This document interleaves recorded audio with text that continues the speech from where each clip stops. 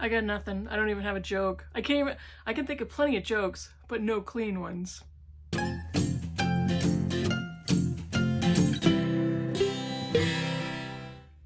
Hi BookTube, it's Kim at K Becker's Books, and just making sure the video is on. Yep. I am bringing you the favorite characters tag, and I was tagged by Brian at Bookish, and the tag was originated by Leo at A Little Book Life. So this looks like a fun one. So I actually saw this before Brian tagged me. I watched his video today and I was tagged. Yay, thanks Brian. All right, so let's get going. Prompt number 1 is a character that you love fiercely. Elinor Dashwood from Sense and Sensibility.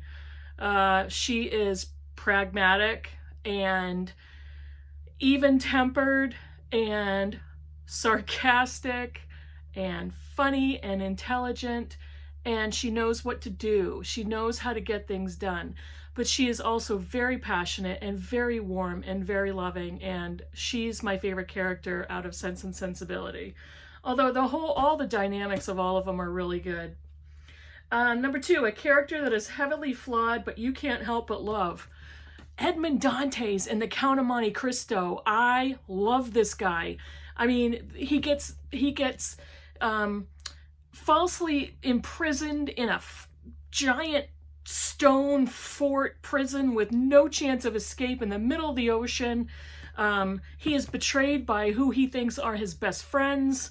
He does escape. He finds a way to escape, becomes rich, becomes wealthy, and takes revenge. Vengeance is the name of this book, and it's so satisfying that this is not a book that somebody has that sense of wanting revenge and matures and grows out of it and realizes, oh, they're a much better person than that. No, he follows through with it and he takes revenge on all those bastards that... love this book. And the second one is Jenny Fields from The World According to Garp. She is Garp's mother.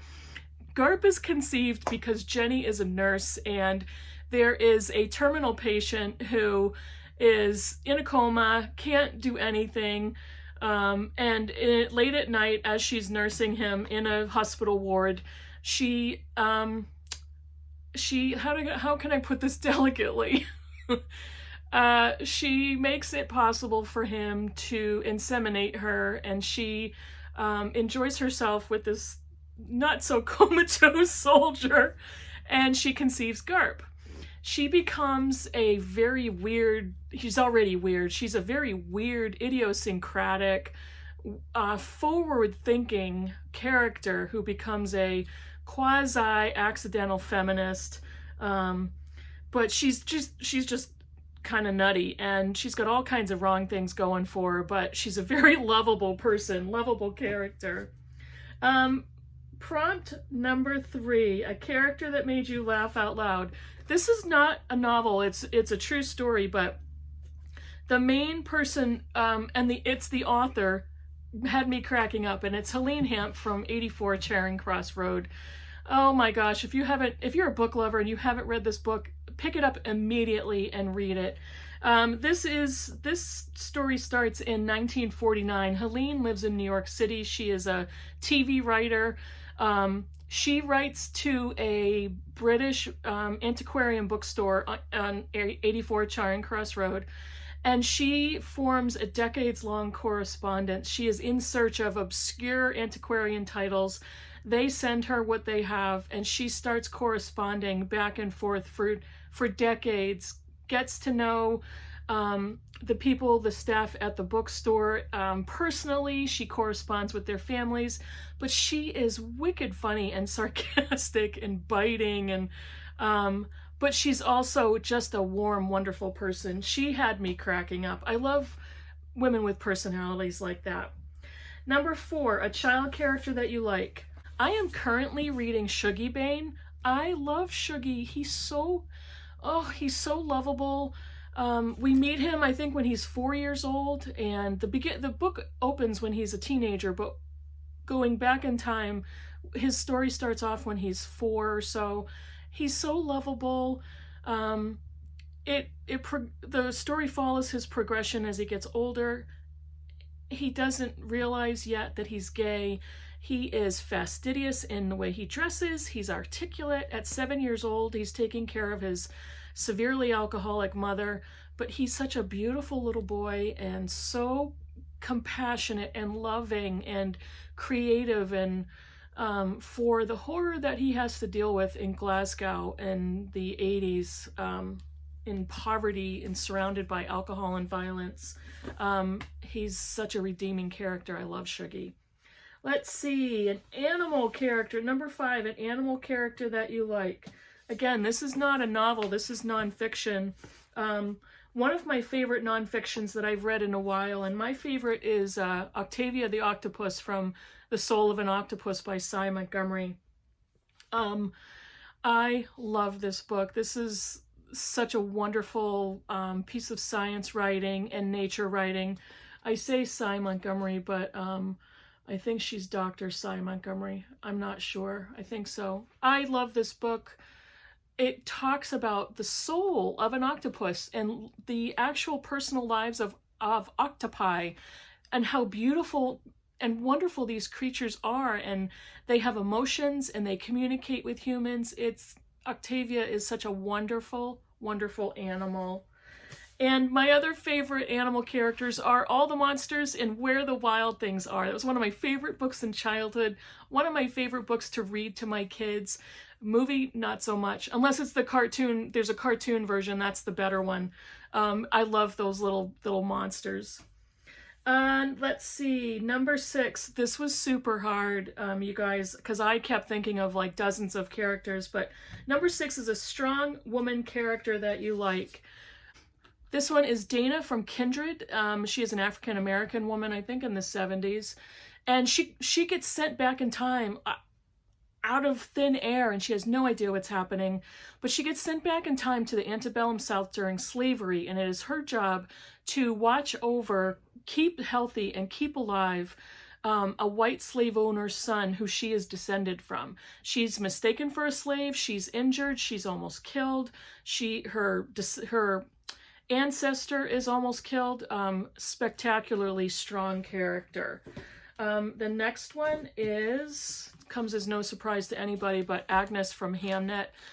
She is the main character of the novel, and she is so strong and so capable, emotional, passionate. She's everything, and she's the one that makes her family survive in Shakespeare's time during the bubonic plague, and just the passion that she has for her family and her husband when at one point she feels like he doesn't deserve it.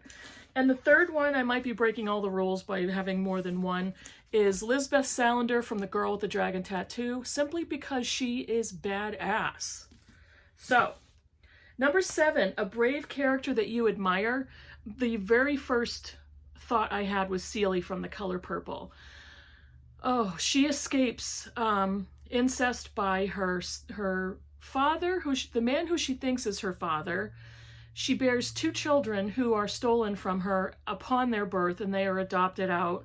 She is given as a second choice wife to a local black landowner. He is a wife beater. He rapes her repeatedly. It's one thing after another. The horrors in her life that she has to overcome, and what she does in order to survive, and who she becomes at the end of the book is extraordinary. And she's the strongest female character I've read in many, many, many years. Bravest, not strongest, bravest. Different question. Prompt number 8, a character that scares the hell out of you. I don't read horror very often, but I read Birdbox several years ago, and the unseen evil thing in Birdbox was freaking wicked scary.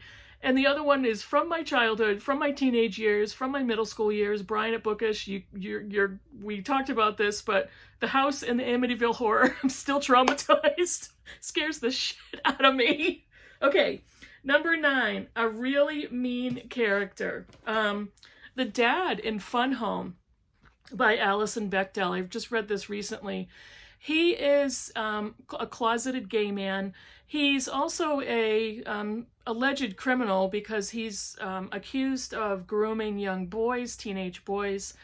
He is so mean to his family. He is perfectionistic, cold, heartless, temperamental. He's just a mean guy, and so keeps such a fastidious funeral home residence that he keeps it like a museum, and his children have no outlet, no breathing room, no way to grow and expand and become, you know, mature, well-adjusted adults. He's just a mean parent. Not really a dad, just a mean parent. Another mean character is the Puritanism in The Scarlet Letter. It's one of my all-time favorite classics, Nathaniel Hawthorne, American classic. When faith and religion is used in cruel and self-righteous judgmental ways, that becomes violent, and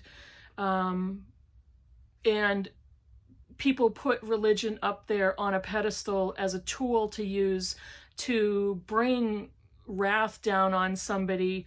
That character throughout The Scarlet Letter is mean and cruel, and a horrible entity, a horrible character. And the last prompt is number 10, a character that you really hate. The commander in The Handmaid's Tale. I'm going to do that with, I thought I was going to do that with every book because I'm at a different angle today. The commander in The Handmaid's Tale. A guy that writes a form of government and processes that condone the systemic rape of women, stealing children, killing women who don't comply, killing anybody who doesn't comply to this new society, this new culture. He's more than mean and hateful. He's evil, and I can't stand his character. But Offred, what she goes through and how she interacts with him, that dynamic is fascinating. And the other one is not one person, it's several. It is The Men and Women Talking. I didn't do it this time. It's The Men and Women Talking. This is a novel based on a true story of a group of Mennonite men who were systematically drugging and raping women, females from their community. Some of them were children, in their sleep. And they were trying to convince the women that it was demons or evil spirits.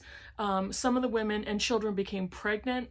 And the novel is talking about a group of men who are brought in for prosecution, for arrest, and there are other men in the community that are going to bail them out. And a group of women start gathering in the loft area of a barn with one male member of their community who is sympathetic to them and empathetic, and he is taking the minutes because they are illiterate. So they have to decide what they're going to do when these men come back. Are they going to leave? Are they going to fight? Or are they going to stay?